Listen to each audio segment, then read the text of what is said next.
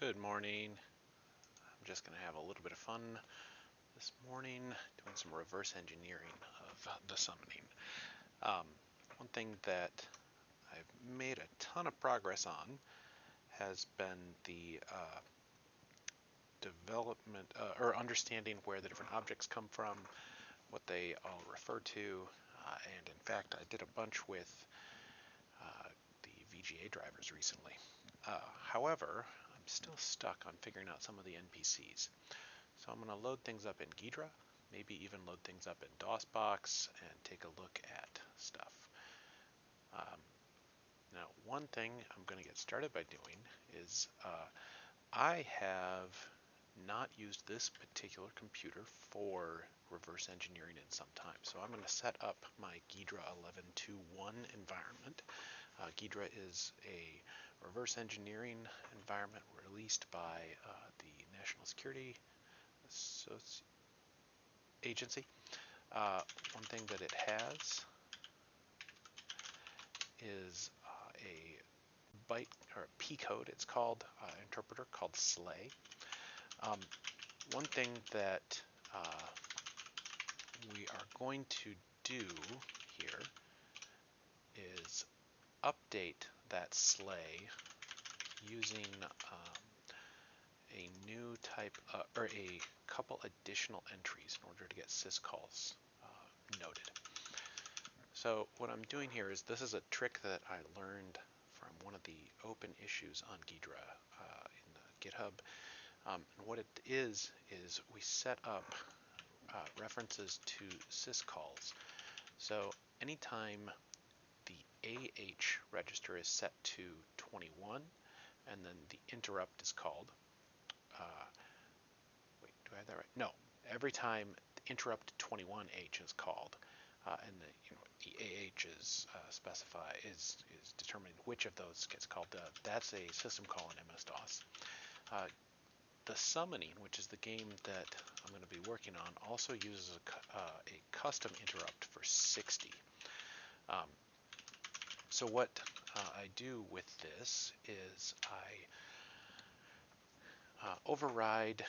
Oh, gotta get the right JavaScript or Java runtime environment. Let's see if I can just tab complete this. Nope.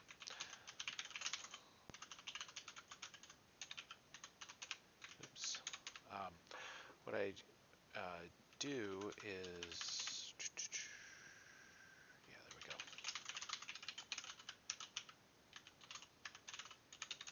So I'll just install this in the background while I'm explaining it a little bit. Is I override the P code, which is Ghidra's reference to how to decompile things, for that interrupt for 21H and for 60H, which again is the custom interrupt that the summoning uses typically for graphics, but it does other stuff as well, and have it then reference syscall. What you can do is there are a variety of scripts out there that can automatically then interpret which particular syscalls it's using and calling, but and based on the content of the AH register. What I tend to do for interrupt 60 is override all of them with the with a single handler. Now I'll walk through what this is in just a minute. I got to get my music set up. Let's see, what do we want to listen to today?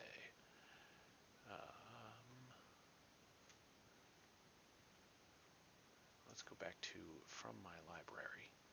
I'll listen to the new Socks and Ballerinas album, actually. Yeah, there we go. Okay, so let's see if we can run now.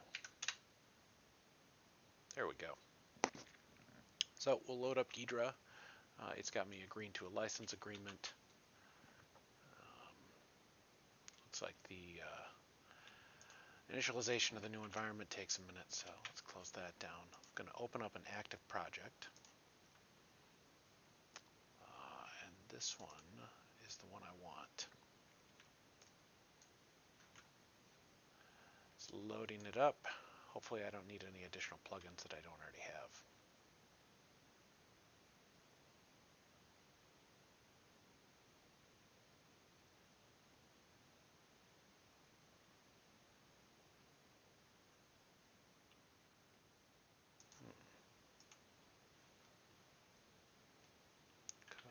Two. Nope, that's not the one I want. Let's try summoning 10.3.1. I've got a couple different ones that I utilize. Yeah, here we go. All right, so 10.3.1 here refers to the first version of Ghidra that I opened it with. So I'm going to very briefly talk about a couple things that I've done. Here I've used a script. Originally it was in Java. I converted it to Python that overrides all of the different system calls. And so here inside the I call it std for standard library, like stdlib get current default drive, which is defined in the summoning executable. It calls the system call get current default drive. So this gets called, and that's how I manage the system calls. Now for a while I was having a hard time figuring out how the video driver worked.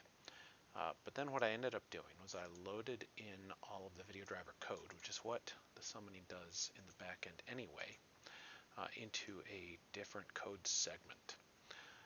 And then I've got my handler here.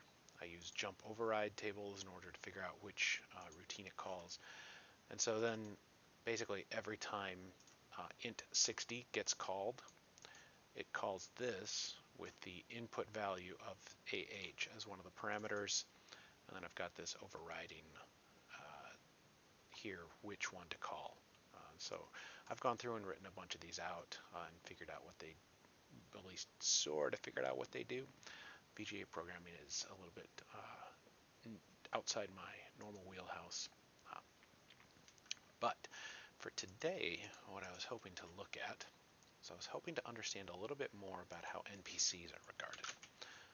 So, and I'm just noticing, apparently I hit the C key so often on this keyboard that it's taken some of the ink off. The way that NPCs are stored, I think, is by having different things like NPC positions and so on inside the global RAM, or inside global variables. And then things like checking their status and so on happens. But there are fields inside the NPC that I don't completely understand. So we've got NPC ID, which is sort of the ID to the, I want to say, template that they come from, but it's possible that it's not the template, that it really is one instance of each type. There's the head ID, which gets looked up and used for any type of interaction. There are flags, which I think are related to statuses. And then we've got things like the number of hit dice, damage resistance, damage bonus, something about conditionally hostile. So this I'll dig into and take a look at in just a minute. There's also a sprite ID. There are a couple columns I don't know. There are vulnerabilities and then behavior flags. And so this is all stuff that I've mostly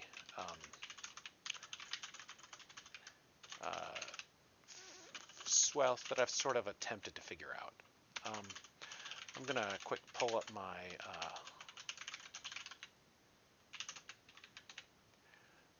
Kaitai structs here.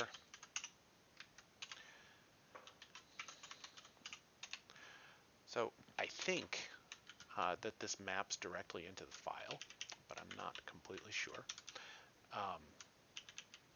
Actually, no, it does. It just reads it directly in Stride 1. And so we can maybe load up some of the NPCs and take a look at them. And I've got a Python library that I use for browsing these things. Also, if you haven't heard the new Socks and Ballerinas album, this song, Outside In, is just incredible. Okay, so let's take a look at some of these NPCs. I'm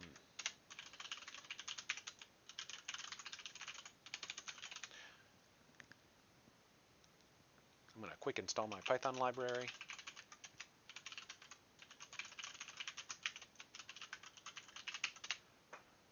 load up Jupyter Lab and we'll take a look at some of these NPCs. Now I don't have that sophisticated of a resource browser for these, but let's pick out one NPC and see if we can figure out what's going on with it. So let's create a new notebook, Pi312. We'll import dispersing.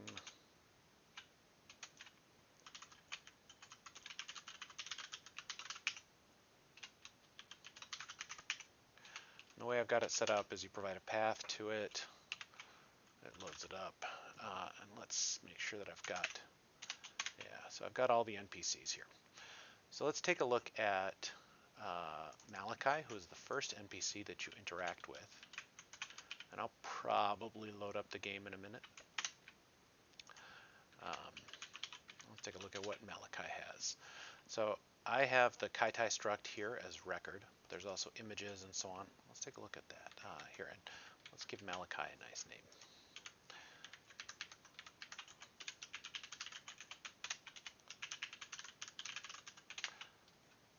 Let's take a look at what Malachi's head looks like.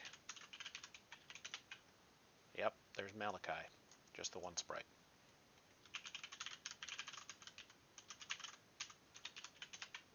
And there he is sitting by the fire. You can see he's got a couple of frames of animation.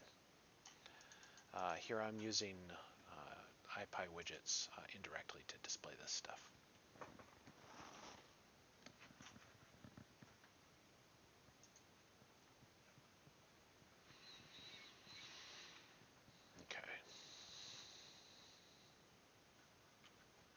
Let's take a look at Malachi's record.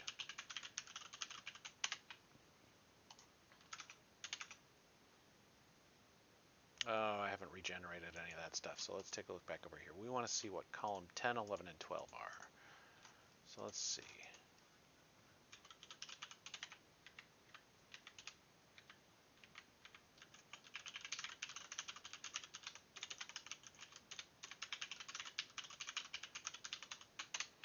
Okay, so 10, 4, and 0. Now let's pick out another one. And this time, let's pick out an NPC that I know can, or let's pick out one that's maybe hostile. Let's do a giant bat. Now these are listed as NPCs, although they are, strictly speaking, enemies because they get managed in the same way. So here's a giant bat. These also show up pretty early in the game. Oh, check that out. That is definitely the giant bat dead on the ground. And they don't have heads associated with them. So here my code just grabs the first head ID. All right, so let's take a look at giant bat.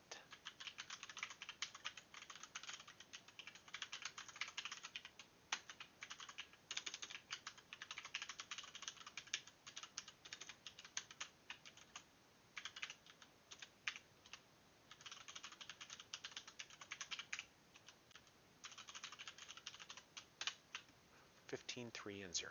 All right, now let's see where these get dealt with. So I'm interested in column 10. So let's find uses of column 10. Now this is not exhaustive. Let's see, uint star byte. NPC index plus 0xa. Yeah, that looks all right. Maybe compute experience. Okay, so I call things maybe if I'm not completely sure what they are. So here, IVAR1 is defined as roll dice, yep, and so that's n dice and then the sides of the dice. So this is randomly computing some set of experience based on, or it's randomly computing a number based on these characteristics. Then we add on to that 4 times the flags, that's interesting, plus the damage bonus times 0xd, call 10 damage resistance, and then if column 12 is not equal to 0, then it adds on 247. What? If the behavior flags are ampersanded with 64, then it adds on 123. Now that's interesting. So let's find column 12. Column 12 for both of these dudes is 0, so let's come up with, you know what, I want just the string keys for this. So import pandas as pd, pd dot data frame, and we'll do a list comprehension. And here we'll say the name. Is that what it's called?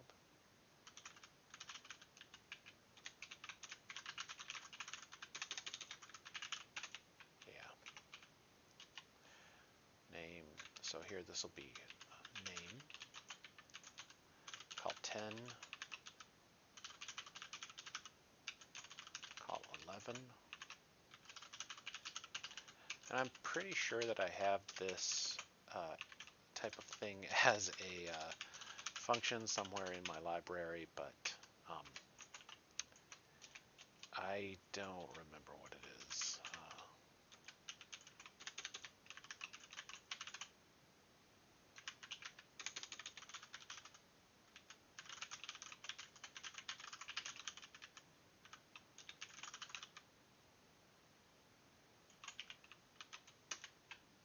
Oh, wow, that worked. First try. I'm genuinely surprised. And here I'll do ID.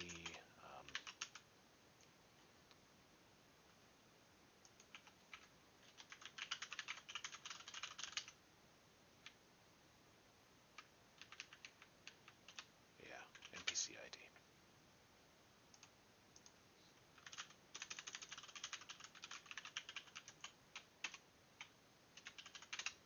Okay.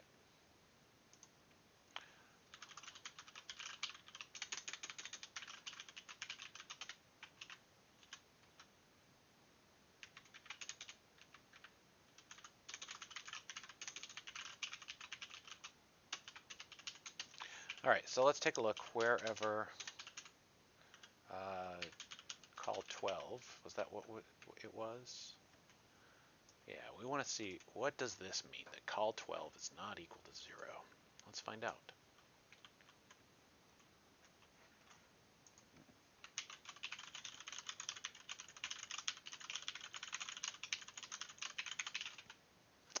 So let's find out which ones.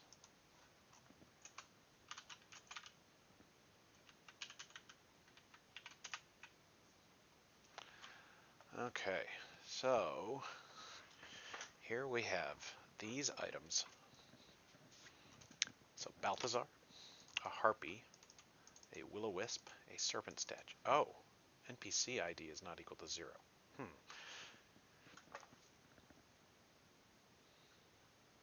You know what? Let's do this.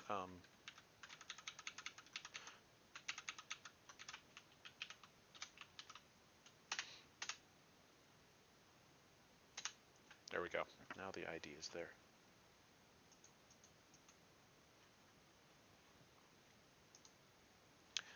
So these are the only ones with call 12, and let me save my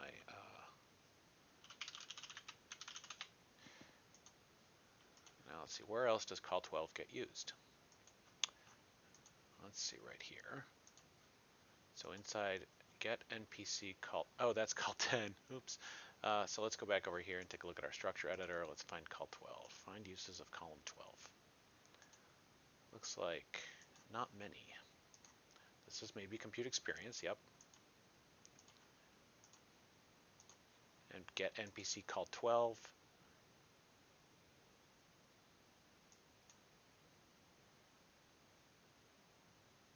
How big is each character record? Yeah, 16. Okay, so that's right. So this gets our NPC index called 12, so that gets called inside this function.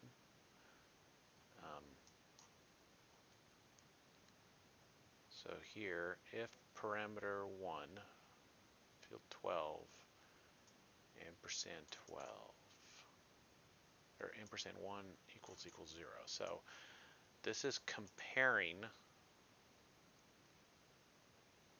Oh no, now where does iStack4 get used?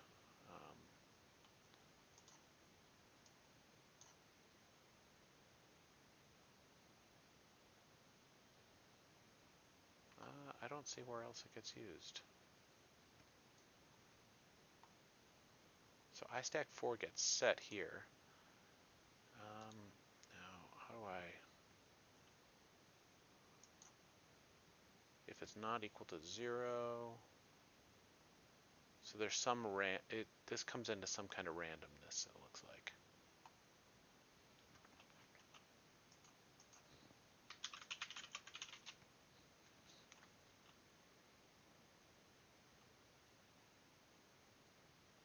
And it compares param1, which is a character position. So that's comparing the instance, well, potentially an instance of the NPC.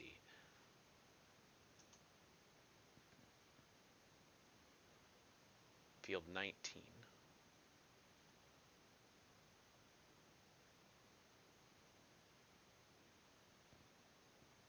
1d10 plus 15.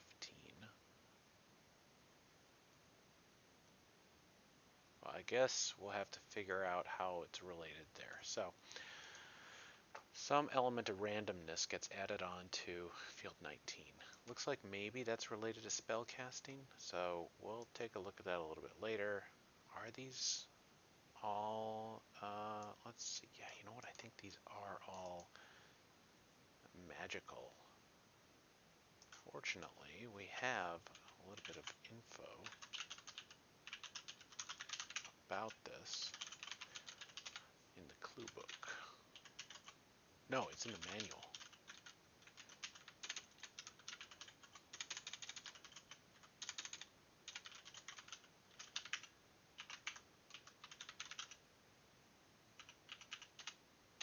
So let's take a look at the clue book, or at the manual. Down here, denizens of the summoning. Oops. Let's see. So what do these all have in common? Balthazar, Harpy, Will-O-Wisp, Serpent Statue. So let's take a look at, so Balthazar is not in here.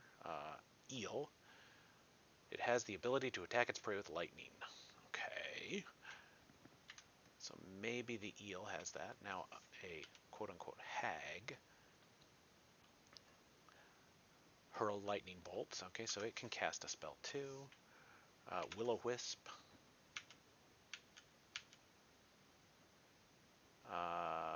Form of attack is a bolt of energy, very similar to lightning. Okay. Serpent Statue. I know the Serpent Statue is not in here, but it can turn you to stone, I think. Eel. Oh, we already looked at that one. Harpy.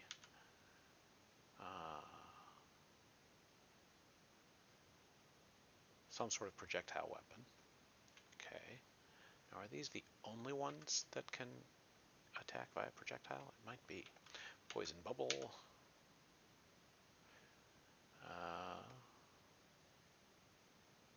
Shoots at its opponent. So it looks like these all have some form of projectile weapon.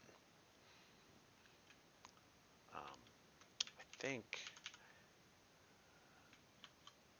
it might be tricky to verify this unless we were able to take a look at the opposite.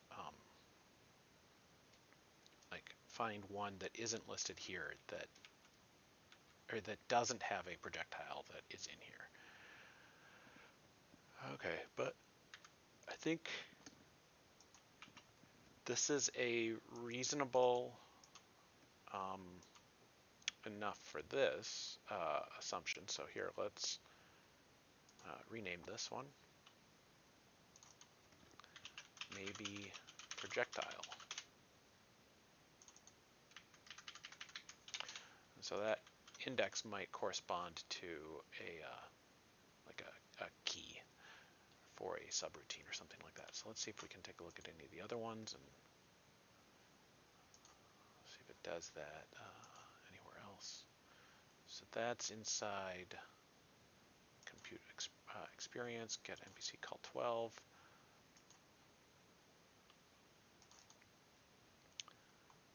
And now this one gets called in NPC handle actions. So this is entirely possible that if it's hostile, it will go ahead and then attack with a projectile So that's a reasonable hypothesis for now, I think.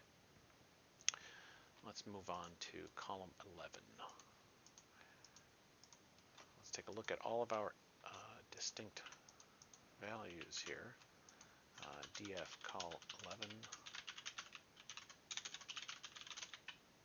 Oh, I did that wrong. Okay.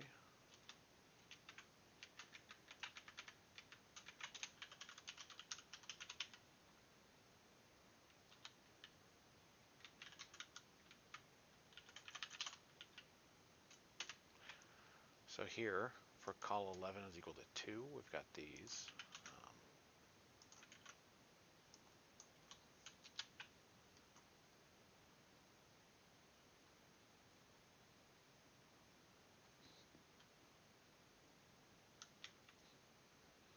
This is interesting. Got a bunch of normal NPCs associated with that. So we got, you know what? There's a way to do this with group by. So df group by col 11 for ng in display g. Okay. So these knights,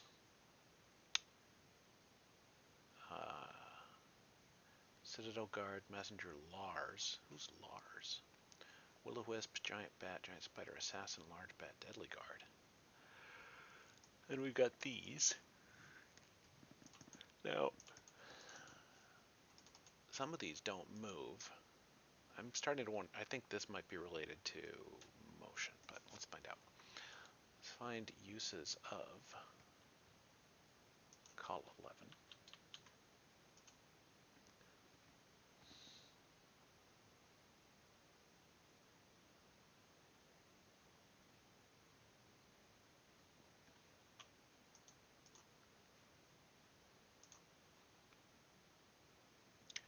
Alright, add new NPC to level. Alright, so that's col 11.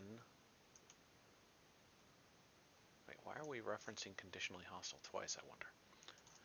Okay, so add NPC to 11, or to level. Let's go back, let's see, which argument is it that it... so 1, 2, 3, 4, 5, 6, 6. So just before the sprite ID.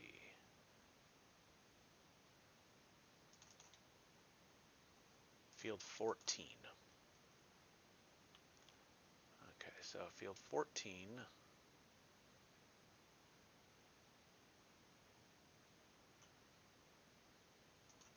0x14, great. We'll call that column 11. Here, I'll make that more clear.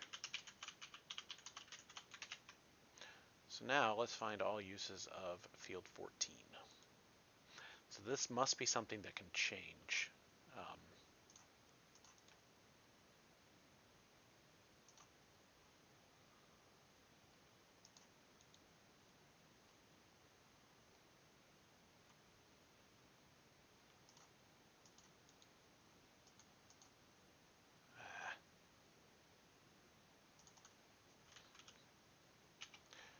Let's change the name.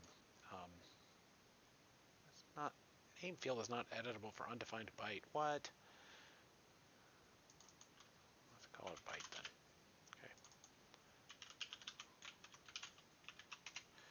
Okay, so now let's find the uses of, let me make sure that that actually went through. I'm not sure that it did.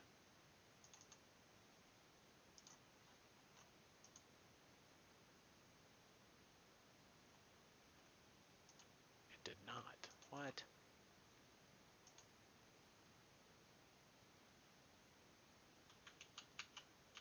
Okay, let's undo all those and change this. Rename field. Base NPC col 11.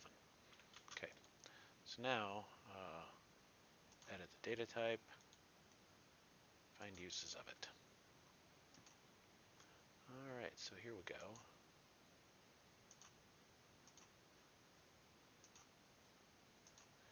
Maybe handle NPC actions. That's a Boolean variable, huh? So where does that get used?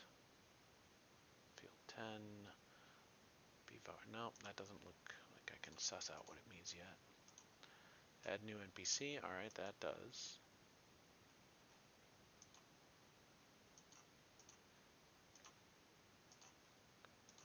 Maybe handle NPC actions. That's the one I was just at.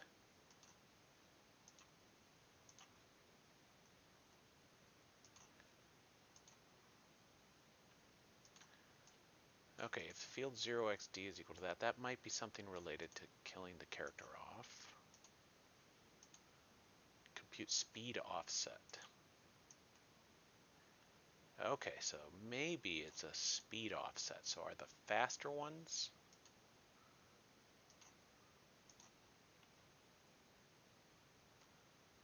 The faster ones might be have higher numbers, have higher values. So let's take a look at that.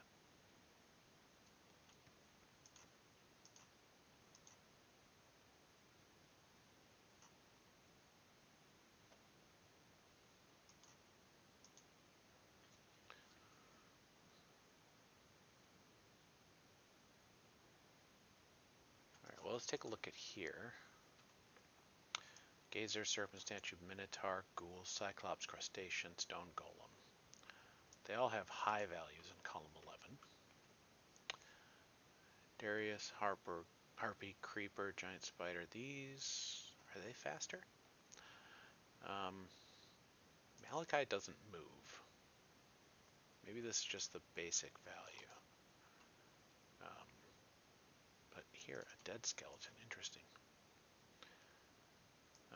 Citadel. Now, an interesting thing here is that a messenger and a Citadel guard. Let's take a look.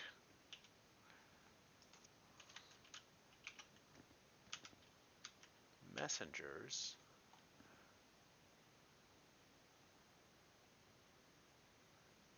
Okay, that doesn't say anything about their speed. And we don't have Citadel guards in here.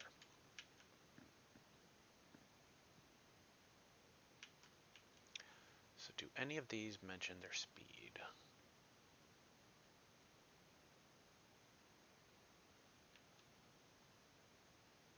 Well, alright, so column 11 might be related to the speed, but we aren't sure yet.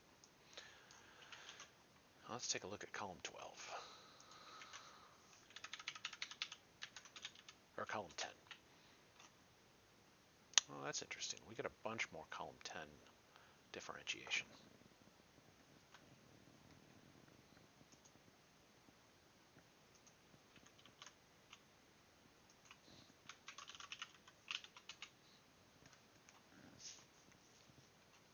I'm going to have to hop off in just a moment here. My time is unexpectedly a little bit shorter than I thought it would be. I guess that's why it's unexpected. But here, we've got Gazer, Giant Spider, Ghoul, Cyclops, Stone Golem. There's a lot of overlap in the column 10 and the column 11 values. So let's take a quick look at column 10.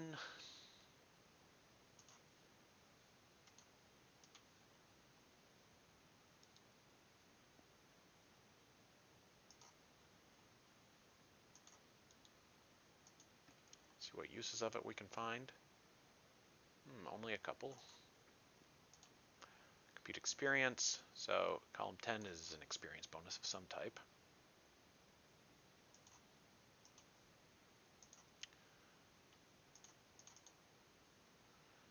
Ooh, looks like there is an attack roll that factors into it. That's interesting. Okay, that's good.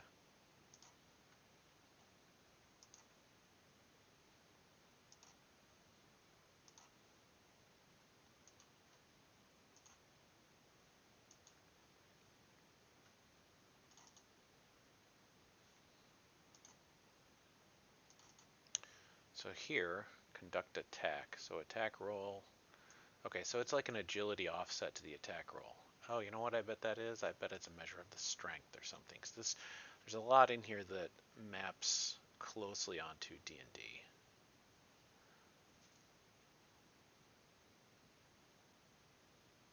The thing is that, yeah, so a deadly guard, yeah, that's the one that'll get you in one hit. I guess this kind of makes sense.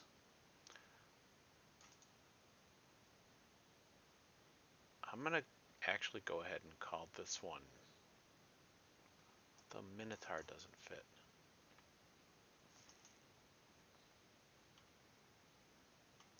You'd expect the Minotaur to be a lot stronger, but let's see what this says. Their strength makes them formidable warriors. But the Minotaur actually doesn't have that high of strength if this is strength.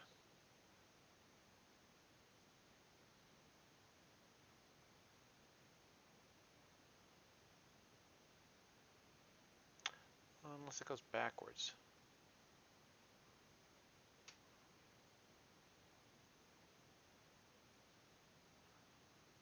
That might be what it does. If this is actually not unsigned.